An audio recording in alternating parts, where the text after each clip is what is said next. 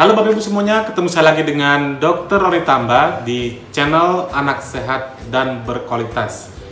Kali ini kita akan mengambil tema yaitu Anak Indonesia Gembira di Rumah. Judul ini merupakan tagline dari peringatan Hari Anak Nasional tahun 2020. Tagline itu berbunyinya sama ya, Anak Indonesia Gembira di Rumah. Kita akan membahas nanti kira-kira bagaimana cara memastikan anak kita di masa pandemi COVID-19 ini tetap berada di rumah dan merasa gembira walaupun di rumah saja. Bagi Anda yang mungkin saja baru menyimak materi kami, jangan lupa klik subscribe-nya, like, dan boleh di-share kepada teman-teman yang lain agar semua orang dapat materi dan manfaat yang sama. Kita tahu bahwa berdasarkan keputusan Presiden Republik Indonesia tahun 1984 nomor 44 diperingati Hari Anak Nasional setiap tahun tanggal 23 Juli. Peringatan Hari Anak Nasional ini merupakan atau tujuannya adalah momentum penting untuk menggugah kepedulian dan partisipasi seluruh komponen bangsa Indonesia dalam menjamin pemenuhan hak-hak anak. Terus pertanyaannya, apakah hak-hak anak itu? Nanti kita bahas pada slide berikutnya.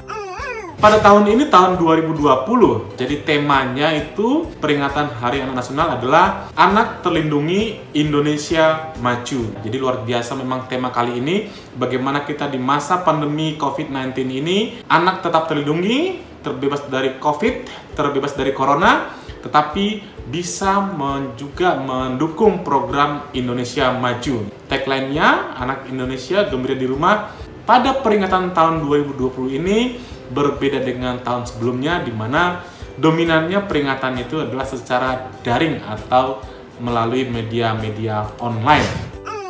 Coba kita lihat pada logo Hari Anak Nasional tahun 2020 ini. Ada lingkaran ya, lingkaran, ada 3 orang anak, 1 di tengah, 2 di samping kiri dan kanan, dan ada juga berwarna latar atau berwarna tulisan dan gambar itu adalah merah dan putih. 3 makna ini apa sih artinya? Kita lihat. Jadi 3 orang anak ini yang ingin menggapai bintang ya, kita lihat pada gambar kan ada itu menggapai bintang. Nah, artinya adalah setiap anak, termasuk yang di tengah ini adalah anak yang memiliki disabilitas, itu semuanya memiliki impian atau cita-cita yang dapat diraih dengan doa, semangat, dan dukungan keluarga. Bapak Ibu semuanya yang memiliki putra-putri, khususnya anaknya yang mungkin saja memiliki disabilitas, ingat, mereka juga memiliki yang namanya cita-cita yang harus kita dukung, yang harus kita coba untuk mengimplementasikannya, memenuhinya agar anak itu bisa bertumbuh berkembang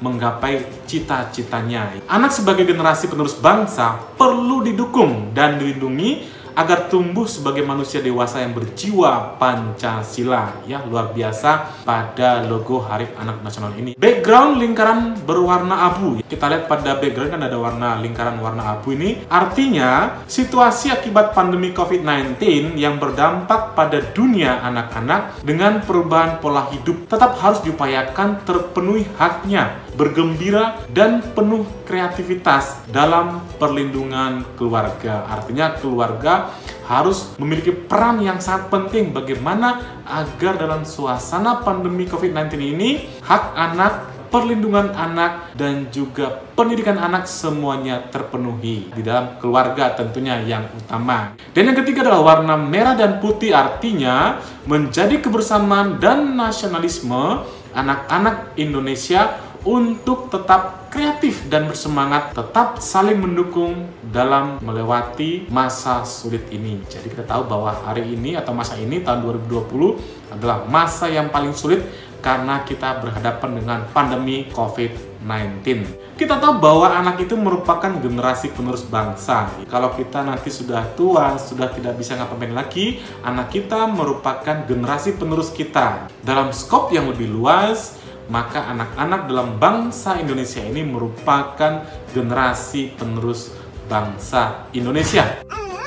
Anak itu memiliki sifat yang berbeda dengan dewasa. Sifatnya adalah anak memiliki fase atau pemenuhan, pertumbuhan, dan perkembangan, di mana pada dewasa sudah tidak lagi pertumbuhan dan perkembangan ini, sedangkan pada anak itu bertumbuh dan berkembang. Untuk memastikan yang namanya pertumbuhan dan perkembangan anak itu perlu pemenuhan dan juga perlindungan, khususnya di masa COVID-19 ini. Menurut konvensi PBB tentang konvensi hak anak itu sudah digaungkan, sudah ada berupa 10 hak anak, di mana Indonesia tahun 1990 itu sudah meratifikasinya dalam bentuk moto, yaitu Indonesia Layak Anak atau disingkat dengan IDOLA. Nah, IDOLA ini akan di breakdown bahwa semua kabupaten kota itu harus memenuhi daerahnya supaya menjadi kota atau kabupaten yang layak anak atau disingkat dengan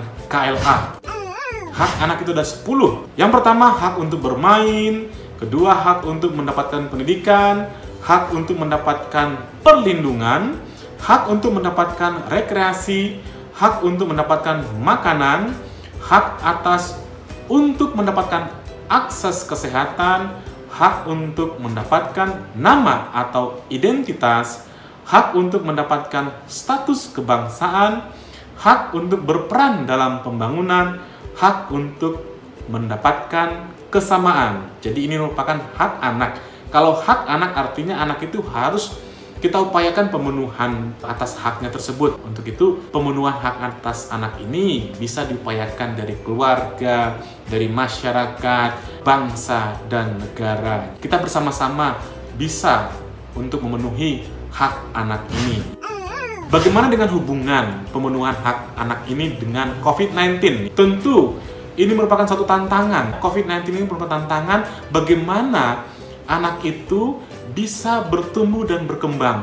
Bagaimana cara kita untuk pemenuhan hak ini, hak bertumbuh dan berkembang ini? Kita ketahui sekarang kan banyak itu keterbatasan ya, misalnya anak untuk mendapatkan pendidikan ya. Sekolah sekarang itu banyak dari rumah saja, bermain yang restricted ya, terbatas. Yang diutamakan bermain di rumah, jadi semuanya ini menjadi terbatas. Bagaimana keterbatasan ini tidak menjadi hambatan untuk anak berkembang? Ini yang menjadi tantangan utama bagi kita saat ini. Idealnya, tatanan hidup baru atau yang sering diistilahkan new normal itu harusnya menyesuaikan kebutuhan pertumbuhan dan perkembangan anak. Bukan malah sebaliknya, tumbuh kembang anak menyesuaikan new normal, tidak. Apapun yang kita lakukan, apapun yang masyarakat lakukan, apapun pengambil kebijakan yang ingin mengambil satu keputusan, itu harus menyesuaikan dari aspek pertumbuhan dan perkembangan anak, bukan sebaliknya. Jadi kalau misalnya dibuat skala prioritas pemenuhan hak anak di masa pandemi COVID-19 ini adalah yang pertama adalah hak anak untuk hidup.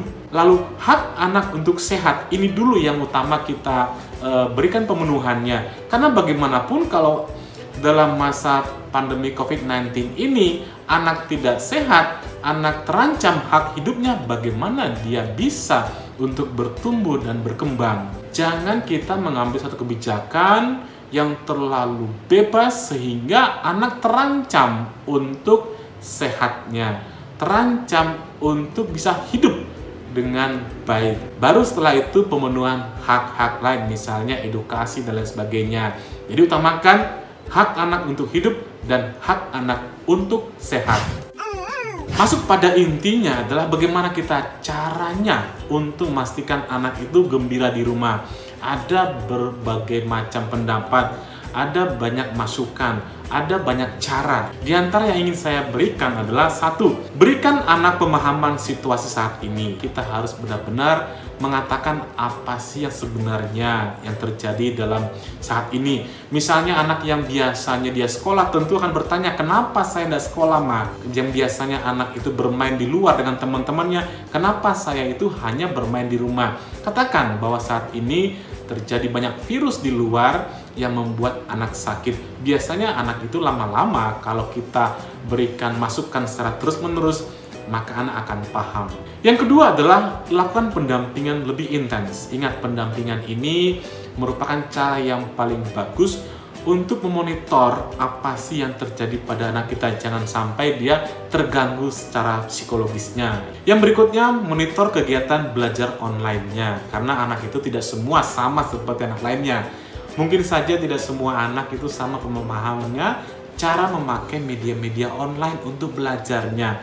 Jangan sampai harapan kita anak belajar ternyata bermain gadget atau bermain gaming online. Yang berikutnya adalah pastikan akses internet anak bebas hal-hal yang berefek negatif. Tadi gaming atau akses pornografi atau akses cyberbullying dan lain sebagainya. Ini kita harus protect anak kita dari hal-hal yang berefek negatif. Yang berikutnya adalah kreatif dengan suasana di rumah. Bermain di rumah itu tidak harus dengan menggunakan mainan-mainan yang mahal, bisa dengan eksplorasi apa yang ada di rumah dengan cara-cara kreatif Anda. Yang berikutnya adalah jika anak Anda sudah sekolah, diskusikan dengan baik dengan guru. Misalnya anak Anda lagi sekarang itu moodnya seperti apa, perkembangannya seperti apa, dan jangan sampai misalnya orang tua itu yang lebih dominan. Misalnya guru memberikan tugas, yang mengerjakan semuanya adalah orang tuanya, itu akan sia-sia. Jadi katakan, diskusi sama guru, anak saya ini masih kesulitan melakukan tugas ini, apa yang harus kita lakukan? Nah, itu mungkin salah satu cara bagaimana memastikan bahwa pelajaran itu bisa diserap dan dilakukan anak dengan baik. Yang berikutnya adalah menjaga agar anak terhubung dengan teman melalui online. Misalnya biasanya dia punya banyak teman, coba hubungkan anak Anda dengan teman-temannya sekelas yang lainnya, misalnya lewat video call atau dengan cara-cara lainnya. Ini merupakan inti-intinya saja. Anda, orang tua, bisa menambahkan lainnya, bisa mengkreatifkan lagi bagaimana cara memastikan anak Anda bisa gembira di rumah di masa pandemi COVID-19 ini. Mudah-mudahan materi bermanfaat bagi Bapak Ibu semuanya. Salam sehat, tetap semangat, tetap sehat. Jaga kesehatan Anda di musim pandemi COVID-19 ini, terutama anak-anak Anda atau anak-anak kita. Salam sehat, dadah!